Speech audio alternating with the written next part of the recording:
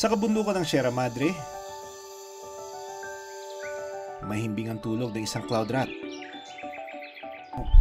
Gusto niya doon sa mataas na bahagi ng puno. Siyempre, masarap nga naman tumambay doon.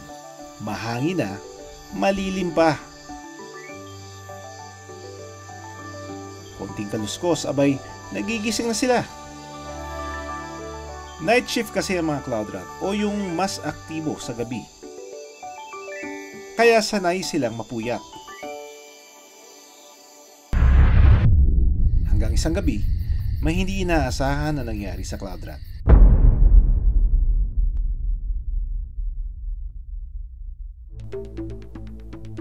Sa lugar na ito ng San Mateo, Rizal, nakita at na-rescue ni Jason ang cloud rat na mukhang nanghihina. Bali, doon po siya galing. Nakakatakot din po kasi siya eh.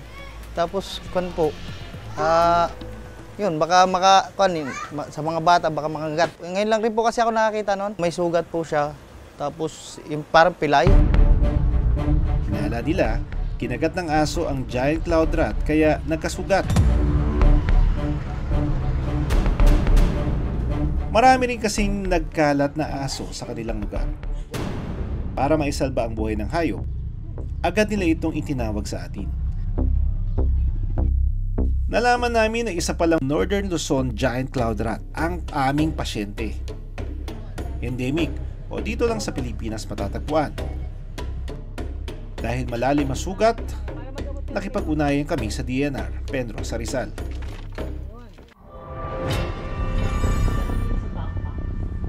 Agad itong dinala sa klinik para mas masuri.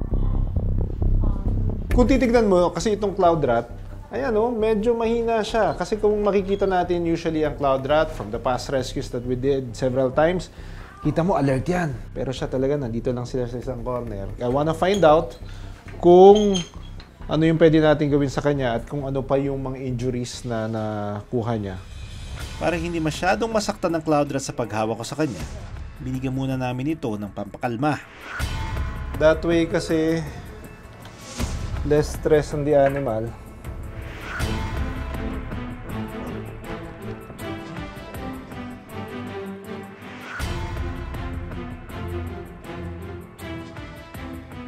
Ayun, grabe, may sugat pala siya dito talaga, oh.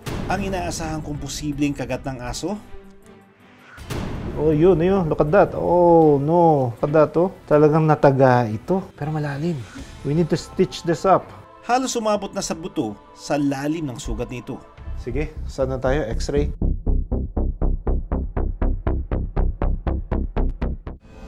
Ang cloud rat ay isang uri ng daga. Pero hindi katulad ng mga daga na nakikita sa mga kabahayan.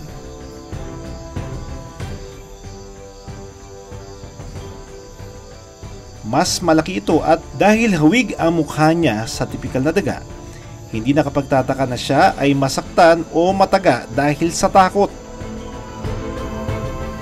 Tanging sa Pilipinas lang matatagpuan ng Northern Luzon giant cloud rat. Kaya mahalaga na maisalba ang kanilang lahi.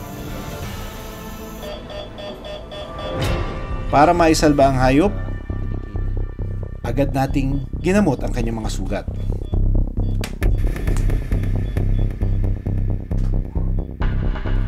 Sa lalim ng kanyang sugat, posibleng kumalat ang infeksyon na maaari niya ikamatay.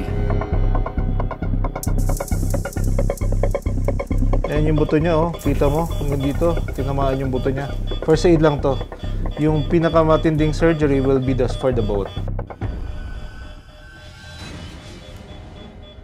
Ang ginawa ko lang, I stabilize the fractured leg. I stabilize the fractured leg. Tinahin natin yung sugat niya na malaki because that will bring about infection, no? Kapag hindi natin na-address.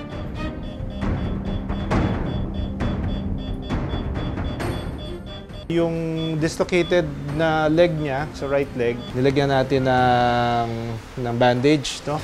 To prevent movement and to control the inflammation also. And then yung kanyang fractured arms, left foreleg, nilagyan natin ng splint so that kasi para hindi mag-further damage to sa bone.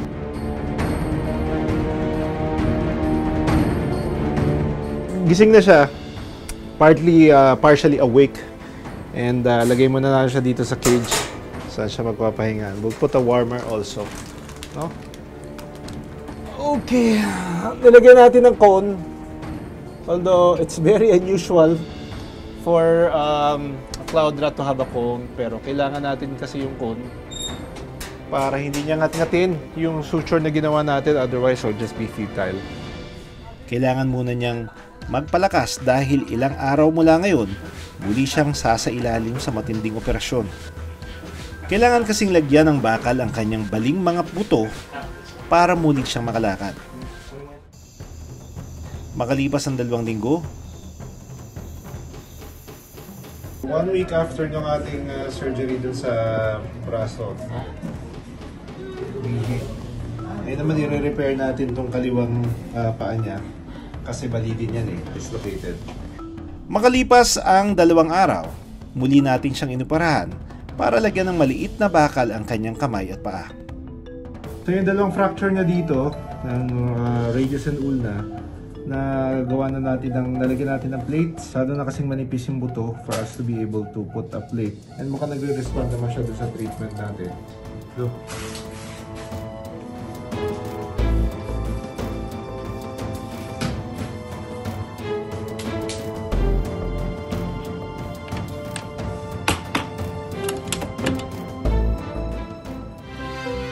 Mahigit 2 linggo mula nang operahan natin ang cloud rat, ito na siya ngayon.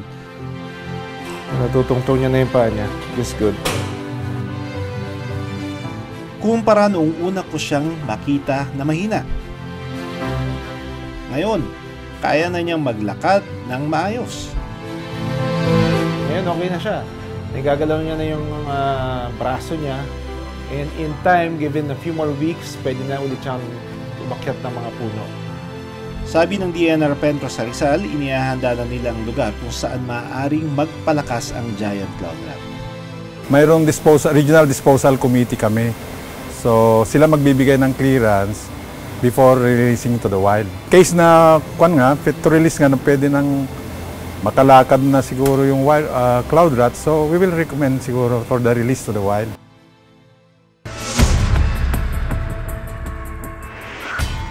Para sa amin sa Born to be Wild, bawat buhay ilang nararapat na mabigyan ng pagkakataon na ilaban ang kanilang buhay. Para ang kanilang lahi maipagpatuloy pa hanggang sa susunod na henerasyon.